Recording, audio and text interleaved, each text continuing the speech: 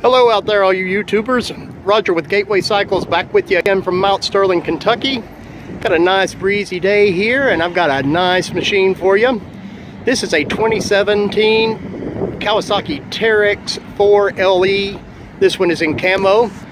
Let's do a quick walk around on this machine here. It's got about 94.7 hours on it, I think. Four-seater. Notice we got stadium seating here in the back. That's a nice feature.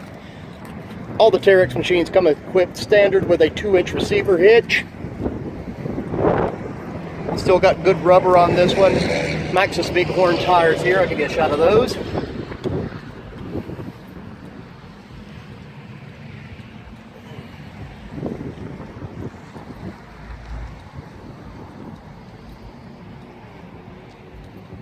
And the LE model has additional set of LEDs up front there to light up things more for you out on the trail. Guys, come on down here to Gateway Cycles in beautiful Mount Sterling, Kentucky, and check out this machine and the rest of our inventory. Or you can check us out on the web at www.gatewaycycles.com and check out our Facebook page, Gateway Cycles.